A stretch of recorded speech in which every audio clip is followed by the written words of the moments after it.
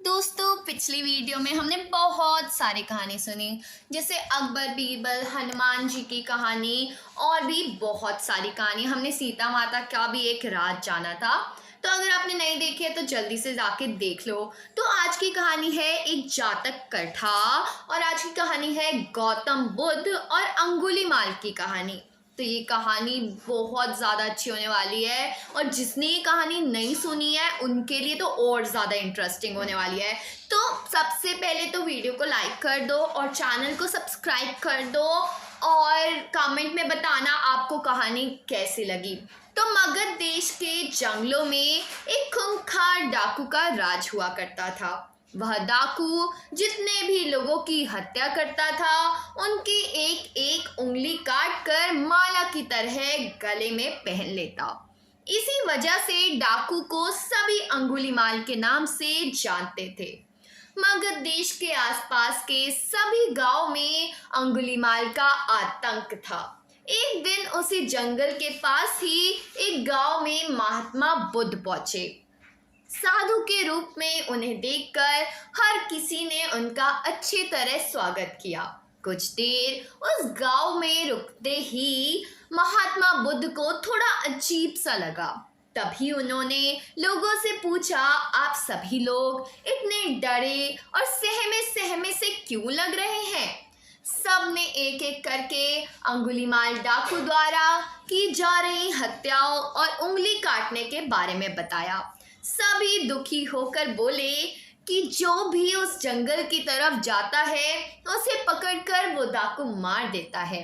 अब तक वो 99 लोगों को मार चुका है और उनकी उंगली को काटकर उन्हें गले में माला की तरह पहनकर घूमता है।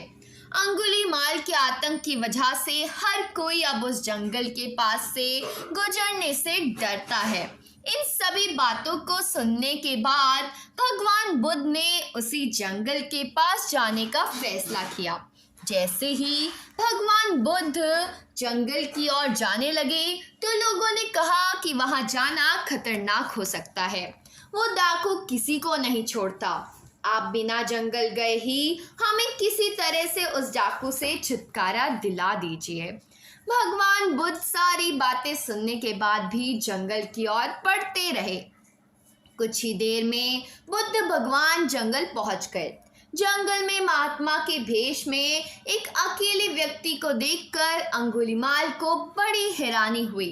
उसने सोचा कि इस जंगल में लोग आने से पहले कई बार सोचते हैं, आ भी जाते हैं तो अकेले नहीं आते और डरे हुए होते हैं। ये महात्मा जो बिना किसी डर के अकेले ही जंगल में घूम रहा है।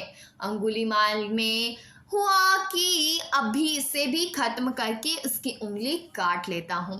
तभी अंगुलीमाल ने कहा, अरे आगे की ओर बढ़ते हुए कहाँ जा रहा है? ठहर भी जा अब। भगवान बुद्ध ने उसकी बात को अनसुना कर दिया।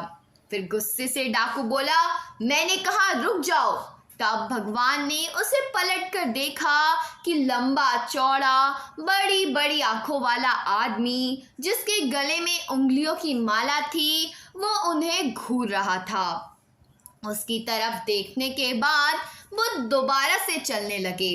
गुस्से से टमटमाते हुए अंगुलीमाल डाकू उनके पीछे अपनी तलवार लेकर दौड़ने लगा। डाकू जितना भी दौड़ता लेकिन उन्हें पकड़ नहीं पाता। दौड़ दौड़ कर वो थक गया।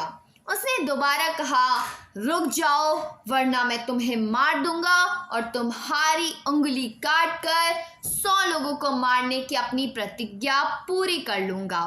भगवान बुद्ध बोले कि तुम अपने आप को बहुत शक्तिशाली समझते हो ना, तो पेड़ से कुछ पत्तियां और टहनियां तोड़कर ले आओ। अंगुलीमाल ने उनका साहस देखकर सोचा कि जैसा यह कह रहा है कर ही लेता हूँ।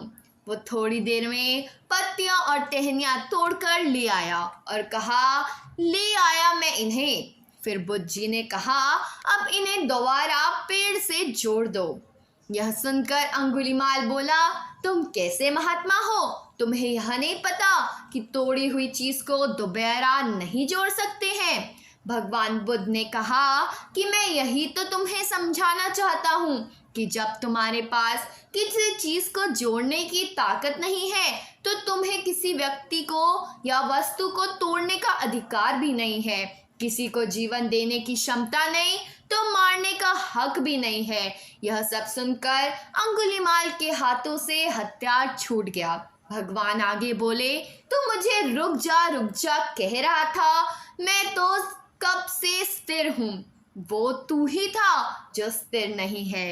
अंगुलीमाल बोला, मैं तो एक जगह पर खड़ा हूँ तो कैसे अस्थिर हुआ और आप तब से चल रहे हैं। बुद्ध भगवान बोले, मैं लोगों को क्षमा करके स्थिर हूँ और तू हर किसी के पीछे उसकी हत्या करते हुए भागने की वजह से अस्थिर है।